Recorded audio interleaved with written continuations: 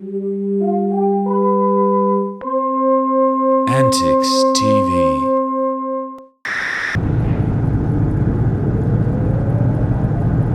You guys use as far as like the vintage analog stuff? We've got like a museum. It's like if we listed all the stuff we had at home, it's a lot of gear, and we've been buying synthesizers the whole tour because they always go down, the old stuff. Sometimes it feels criminal to be taking them on the road and flying them around because, it's like they should be in a museum, they should be in mothballs, they should be in a home studio, but we choose to play with them because it's more fun. But it means that we do have to keep an eye on eBay. Yeah, I took mine on the road for the first time on this tour, and it's never been used outside my bedroom, and it's just died within about 5 shows. So A lot of bands they'll just sample all the sounds from their vintage keyboard and then It's just kind of like, you could do that, it'd make it easier, but it's just no fun. So I think we just have to just accept that, things do go wrong. As long as you stay one step ahead and you've got backups and stuff, it's fine. But I mean, if I had a list, I suppose spread across, all 4 of us. If you had all that gear, it'd be, it wouldn't fit in a single room. It's a lot of keyboards. it costs us a lot of money and extra baggage on flights. Yeah. We had a nightmare band to tour manage or work with. did producing it yourself make a big difference in how they all came together? Not to be honest, because we've always produced it ourselves, to an extent, maybe 70% there. And then we've worked with maybe the last 2 albums.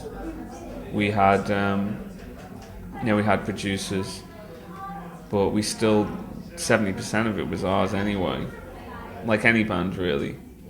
But this time we produced it ourselves, but we collaborated with a few people, and that's kind of more healthy and it's more kind of more straightforward. It's more like having extra band members than having the responsibility, given to someone's like, you are the producer of this record, and the expectation is that they somehow understand the band more than you do, which is obviously not going to be the case. We've made 4 albums. It's like, I think we probably understand the band more than anyone else will.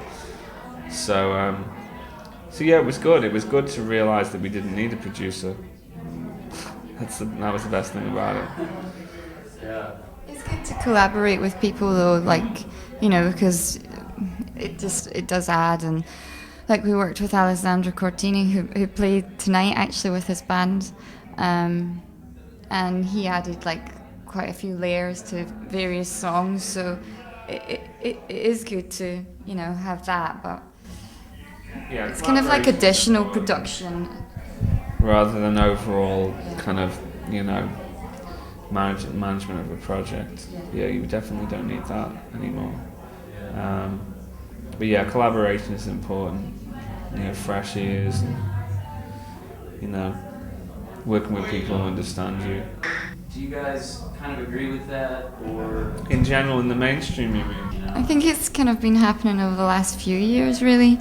Yeah. You've got all these like indie bands that are using synthesizers and stuff like on stage, and All the things we had to The we work. spent so long justifying Yeah. at the beginning. and now it's common. okay and it's kind of like normal. And then you've got mainstream artists like, well, there's loads of them, but Madonna or Kylie or whatever, that it's very electronic, and so yeah, it is quite acceptable now. Really, it's nothing like nothing particularly new. But when we were doing it, I think it scared people. Oh, it scared the rockists Yeah. at the Do you- beginning. do you feel like you guys were a part of that push, and has it affected your direction now? Well, I suppose there's certain things that we were doing that probably, that made sense to us 8 years ago, and but unless you don't want to just replicate that because something's become fashionable or somehow come into the mainstream, you go, you don't want to replicate it for that reason. you just have to keep making the records that you want to make. So we've developed, over time, tried to not stand still, But I think the albums, if you listen to them as as a whole rather than in isolation, it makes sense to how we've evolved. Like the beginning is a very much bedroom production. The second album was a kind of refined version of that. The third one was sonically, way wider, way more expansive. And the new one, I feel like, is the most. I think it's the most definitive album. Like, if people were only going to hear one record that we did, I'd definitely give them this one. What do you want to stay with them?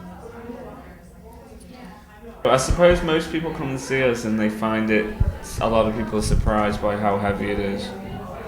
And as well, I think a lot of people, a lot of our fans over here got into us kind of like 604 Light and Magic, and so they're sometimes a little bit surprised by how, like, it does rock out a bit, on various songs. So, and we always used to push like the older songs a bit, like kind of further than what they were on record, just so that they hit people more, like it's more direct. People who've seen us like a few times, maybe, the people who've kind of been there since the beginning, they saw us evolve. So, when we started playing the second album. So it's not a shock to them. I think it's where you go somewhere, you go somewhere and play to someone who's never seen you live and the only album they've heard is like Magic or something, then they might be a bit freaked out by it. Hopefully in a good way. Yeah, hopefully pleasantly surprised.